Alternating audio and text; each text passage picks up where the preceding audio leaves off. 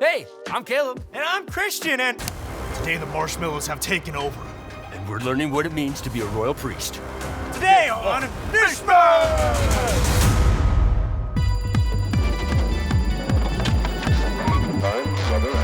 It's time to die in the dish.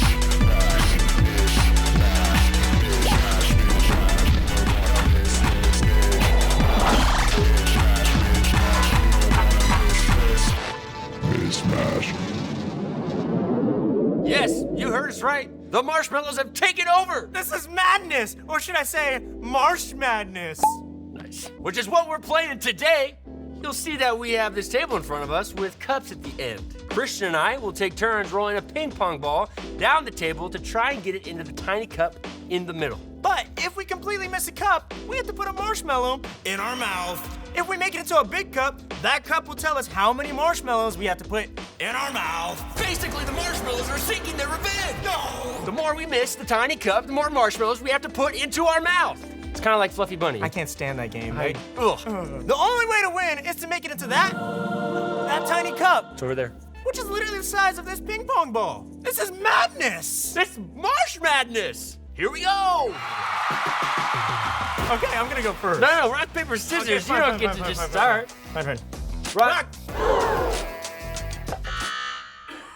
Yo, that was betrayal. Let's. No. Okay. That's two. One. And all right where you place it in the mouth. Two, either side. You're a genius. All right, here we go. I've played Fluffy Bunny before. Statistically, let's put our science hats on. Yeah, let's do that. Statistically, Let's do some if I statistics. take this at an angle Uh-huh. and I roll it at an angle, You gotta count for gravity. I gotta account for gravity And the trajectory. and the physics of the speed. And the pull. And if you really think about the inertia behind Oh yeah, momentum. That's. These are big marshmallows these things are too. huge. Like, look at how big it is compared to my nose. And he's got a big nose. Like I can pack so many marshmallows. Okay, let's see. Inertia, science, momentum. Oh no. Okay, off the table, no cup, it's just one. It's just one. It's all about where you stuff them. Okay, now we have the same number of marshmallows in our mouth. Can you say your name? Go for it. That's 1, 2, 3 more marshmallows. You better put every one of those in your mouth. So.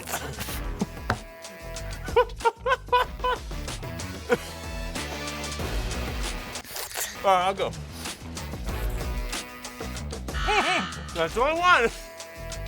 Okay. Oh my goodness. That's just one. That's just one. Oh! Oh, it's so close.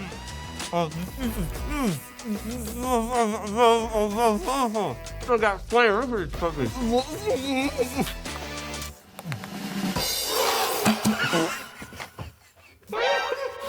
Okay, let's go.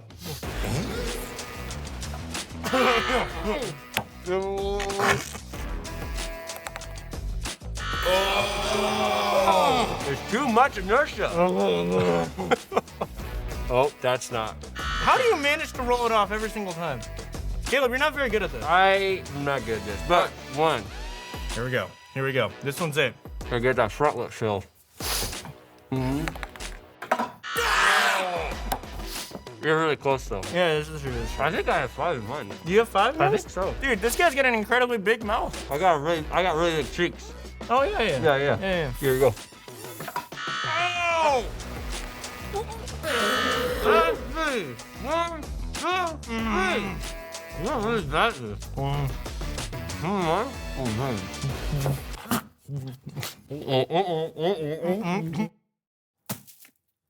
Okay. You need to offload. Yeah, all of them. We're not good at this game. Okay. First one to just get it into the cup wins. Okay. No more marshmallows. What? Ready, set, go. How is this happening? This is literally. Are you kidding me? This is not. What? Okay. Kristian, we got all of our ping pong balls back. Let's try again. Let's do it again. Here we go. First one to get it into the little tiny cup. Oh! I didn't mean to. What are you? It's all about the finesse. Oh! That was me! Okay, you guys start stuffing marshmallows in your mouth. Oh my gosh. That was way too many marshmallows. I don't want to see a marshmallow ever again. Yeah, now I know how I can haunt your dreams, man. Marshmallows, that'll do it. Don't even think about it. Let's get our verse in the week.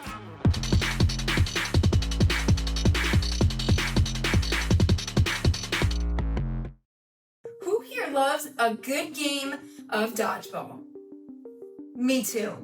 Especially when it's boys versus girls and I get to crush the boys. Okay, more like I try to crush the boys. But there was this time when I was playing a game of dodgeball and I was dodging, I was ducking, I was dipping, and I was diving, and I'm not gonna lie, I was on fire. But there was this point in the game where when I turned to my left and I looked to my right, I quickly realized I was the only one left on my team. Everyone else was out. They were gone. No more, nada. You know, as my team cheered me on, I realized whether I liked it or not, I was the chosen one to save this team and win. I'm not gonna lie, there was some fear that sank in. And I thought, man, they're all counting on me to save this game. Well, fast forward to about 2 seconds later, I saw this dodgeball flying in the air. And as I ran to go catch it, I put my arms up and I went to go catch the ball, and the ball fell right through my fingertips and fell dead on the floor. Oh, we had lost the entire game. It was terrible. But you know, that weight and responsibility that I felt actually reminds me a lot of our story today. Jesus, he had a huge responsibility as God's chosen one, much bigger than me saving the dodgeball team. And unlike me, Jesus was actually perfect. You know, we've been talking all about the royal priest throughout the Bible, God's chosen people. But today, we're going to talk about the royal priest of all royal priests. He is the greatest. He is the one that everyone had been waiting for and had been pointing to. From Adam and Eve to Abraham, Moses and David, this is where everything changed for us. Right now, we're going to read Hebrews chapter 4, verses 14 through 16. And the verse says this: "Therefore, since we have a great high priest who has ascended into heaven, Jesus, the Son of God, let us hold firmly to the faith we profess. For we do not have a high priest who is unable to empathize with our weaknesses, but we have one who has been tempted in every way, just as we are, yet he did not sin. Let us then approach God's throne of grace with confidence, so that we may receive mercy and find grace to help us in our time of need." Wow, did you hear that? Jesus, the great high priest, not only died and then went to heaven, but he literally lived a life like you and I, and he understands. He's walked through hard times just like the rest of us. But the thing that makes Jesus different is that he is the Son of God. He did not sin. And so it's because of Jesus that we can come to God with confidence and receive God's grace. Did you know that because of Jesus, you are chosen too? You don't need to be perfect because Jesus already is. He came to this earth, he died on the cross, and he rose again so that you can be chosen to represent God to those around you, so that you can share his love and his truth to all. Jesus is the ultimate royal priest, and because of that, you are chosen to be God's royal priest too. I'm so excited because right now we're going to read that verse again and we're going to talk about it some more. Let's check it out.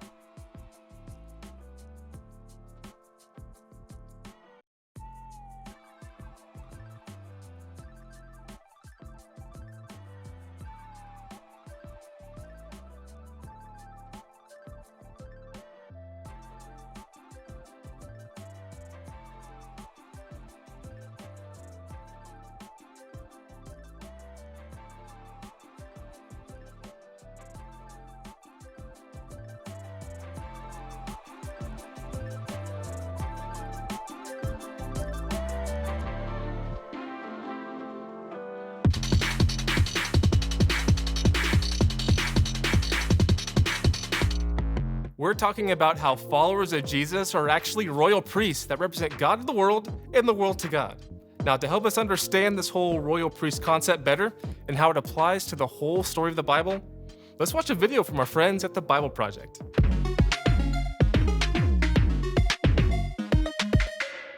We've been exploring the theme of the royal priest in the Bible. We started by looking at Adam and Eve, who were called to represent God and rule over creation as his image. Ruling and representing God, this is the ideal role of a royal priest. But tragically, they're deceived by a creature, they abandon their calling, and so humans are exiled from Eden and fill the world with violence. But all is not lost. God promises that one of their descendants will come to intervene on their behalf and restore the blessings of Eden. A new priest to restore the failed priests. He's going to strike that deceiver while being struck by it.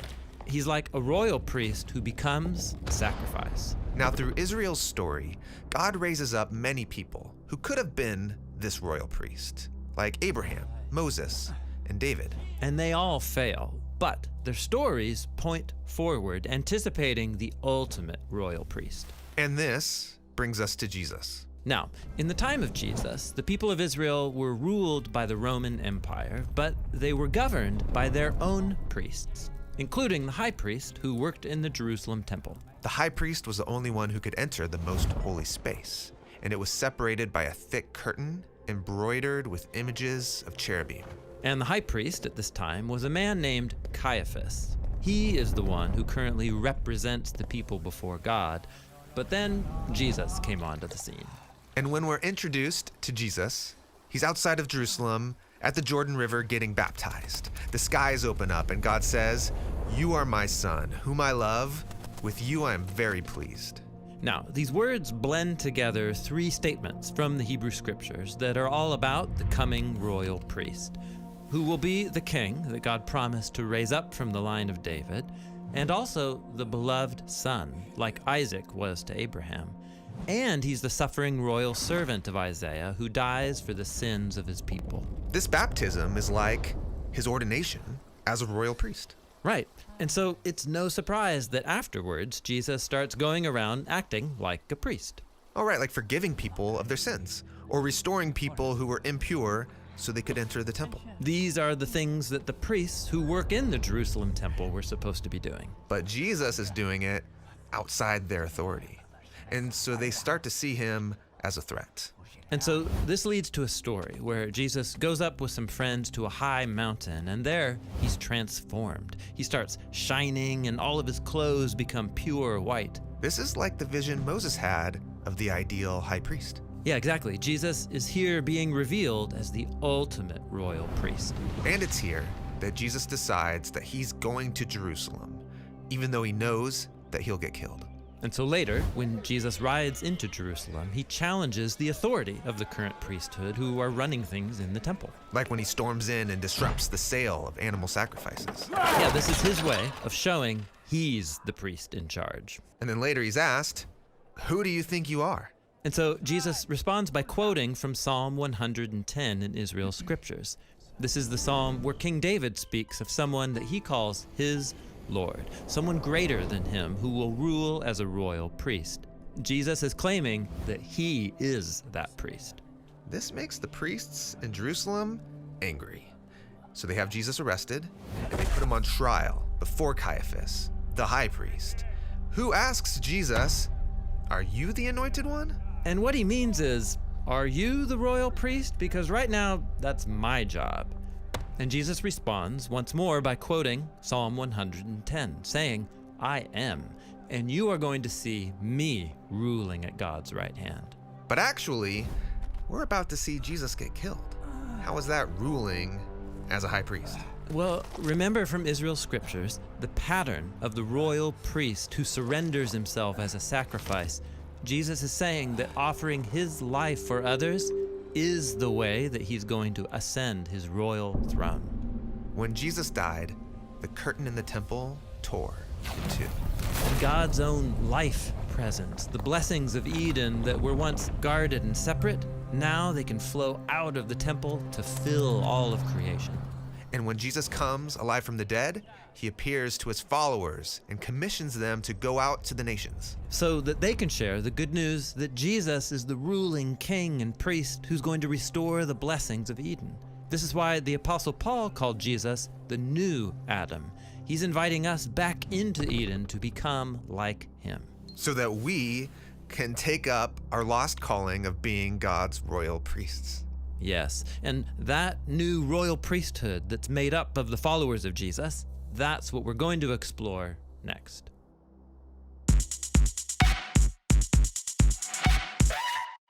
Now, even if you didn't understand all that good info from our friends at the Bible Project, understand this. If you follow Jesus, you have a powerful identity as God's kid. Because you are God's kid, you are royalty for real life. And with great royal power comes great royal responsibility. You are also a priest for our God, and that means God has chosen you to represent him to the people around you. So first, recognize how much God loves you and has chosen you. Second, recognize how much God loves other people too. And third, be the royal priest our God designed you to be and share his love to others. Tell others about Jesus, the royal high priest, and keep representing God's love and truth to others. Remember, if you follow Jesus, you are chosen.